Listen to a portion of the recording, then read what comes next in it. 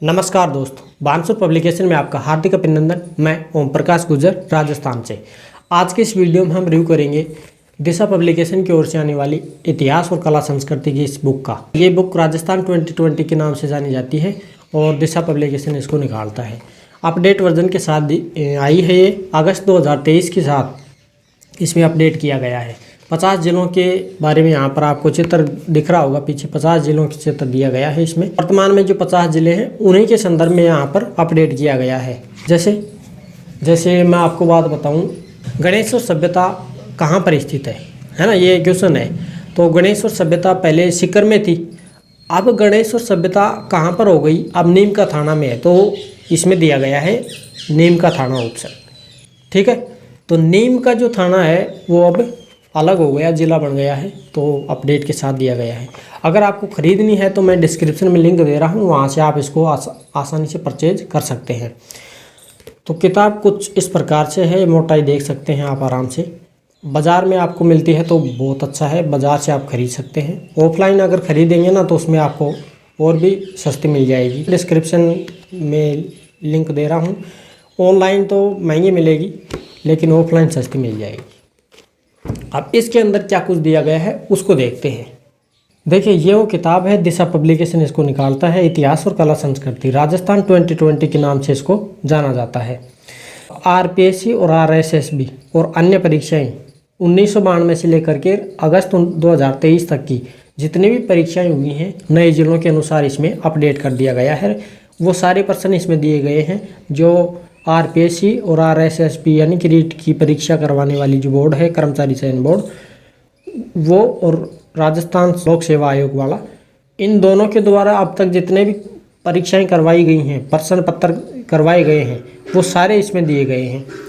जैसे आरएएस है, police SI है, रीट है और सीईटी है, जेईएन, कृषि महिला पर्यवेक्षक, पटवार फर्स्ट सेकंड और थर्ड ग्रेड शिक्षक, कॉलेज व्याख्याता, कांस्टेबल, इन सभी के बारे में यहाँ पर आपको पेपर मिल जाएंगे। और ये आधार किसके ऊपर है, आरबीएससी सार संग्रह, राजस्थान बोर्ड की कक्षा 6 से 10 तक की किताबें चला करती थी ना, उसके आधार पर इसको दिया गया है।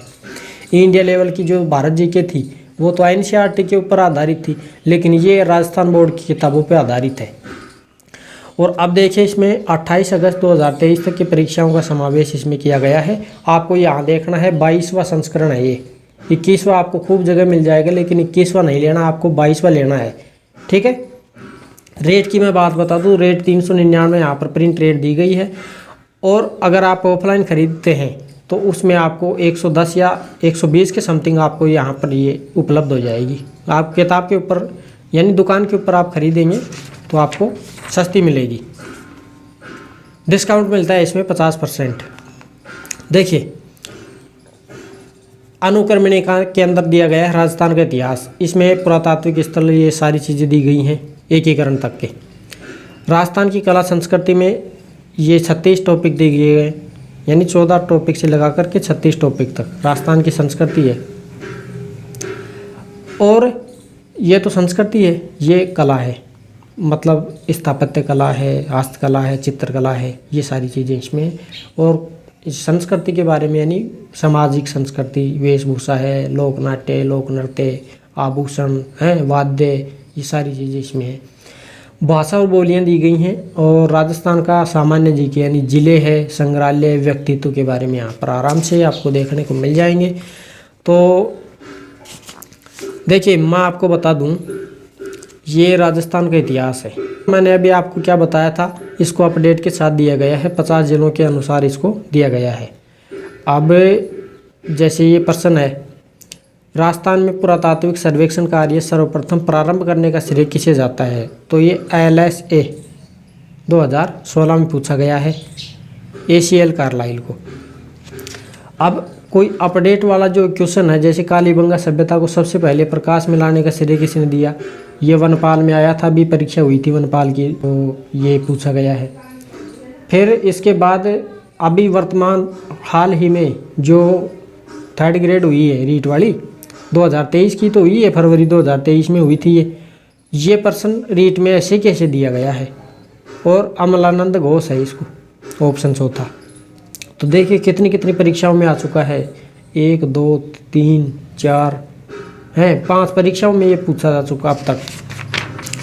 तो ऐसे इनके बारे में और भी चीज़ें यहाँ पर दी गई हैं। अब स्रोत की बात करें तो RBSC क्लास 10 पेज नंबर 3 के ऊपर ये सारी चीज़ें दी गई हैं। ठीक है, मैंने अभी आपको क्या बताया, RBSC के जो पुस्तक हैं उनको आधार बनाया गया है, उसी के आधार पर इनको यहाँ पर छापा गया है। तो ये सारी मिल जाएंगे आपको। प्रत्येक पन्ने का तो मैं दिखा नहीं पाऊँगा, और अब आप देख सकते हैं। फिर जैसे ये सारणी के अनुसार बताया गया है, राजस्थान के पुरातात्विक स्थल एक दृष्टि में, जैसे पूरा पाषाणकालीन जो स्थल है डीडवाना, सबसे प्राचीन स्थल ये जिला है डीडवाना। ठीक है, जायल कहाँ पड़ता है, नागौर में, भानगढ़ अलवर में, इंद्रगढ़ मुंडी में, और दर भरतपुर में। दर्रा तो जो है कोटा में पड़ता है, दर्रा। हैंडेक्स, चापर चॉपिंग और क्लीवर, गंडासा, ये यहाँ पर मिले हैं। औजार उपकरण, जीवन शैली कैसी थी, ये सारी चीज़ें दी गई हैं। मतलब पूरा डिटेल के साथ आपको यहाँ पर सारणी में बता दिया गया है। ऊपर वाले क्वेश्चन इसी में कवर हो जाएंगे।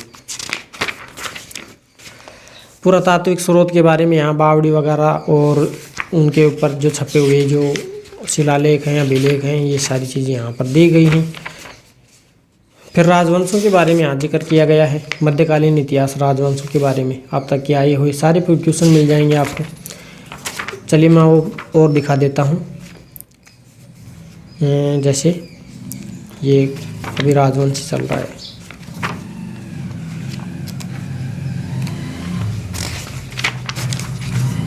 राजनीतिक, समाचार पत्र और संस्थाएं, समाचार पत्रों से लगातार प्रश्न पुटअप किए जा रहे हैं। अब ये उद्योग प्रसार अधिकारी हुई थी 2018 में, उसका प्रश्न पूछा गया है। स्वामी दयानंद सरस्वती द्वारा 1883 में परोपकारिणी सभा की स्थापना कहाँ पर की गई?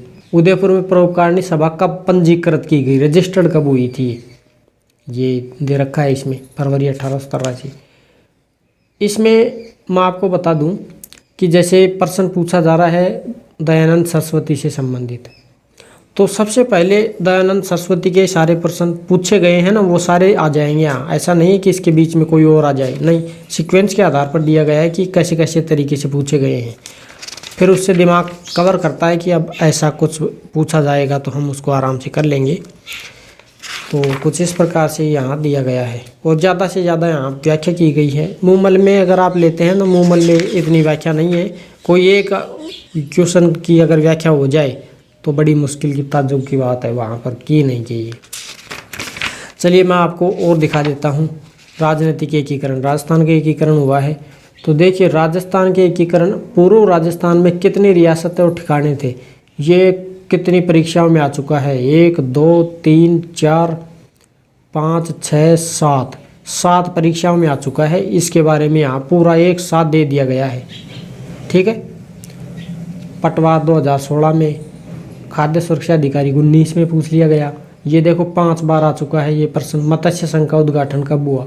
अब ऐसे मत्स्य संघ आ जाएंगे सारे के सारे। जैसे मत्स्य संघ कौन सा राज्य सम्मिलित नहीं था, पर राज प्रमुख किसे बना गया 1948 में। ऐसे एकदम सीक्वेंस के आधार पर उसी के बारे में पूछ लिया जाएगा। यहाँ तक मत्स्य संघ आ रहा है। ठीक है, तो इसकी एक दिक्कत है। दिक्कत यही है कि एक बार शुरू कर दिया तो उसके सारे प्रश्न उल्टा देगा। अब इससे अच्छा भी है कोई अगर ऐसे सीक्वेंस के आधार पर तैयारी कर रहा है तो उसके लिए तो अच्छा ही है। ये राजस्थान का एकीकरण कंप्लीट दे दिया शॉर्ट रूप से। बहुत शानदार किताब है, खरीदना चाहें तो मैं डिस्क्रिप्शन में लिंक दे दूँ, खरीद सकते हैं। राजस्थान की कला संस्कृति, यहाँ दुर्ग स्टार्ट होता है। दुर्गों के यहाँ कौटिल्य और शुक्र नीति के अनुसार यहाँ पर वर्गीकरण दिया गया है, इसको आप आराम से देख पाएंगे।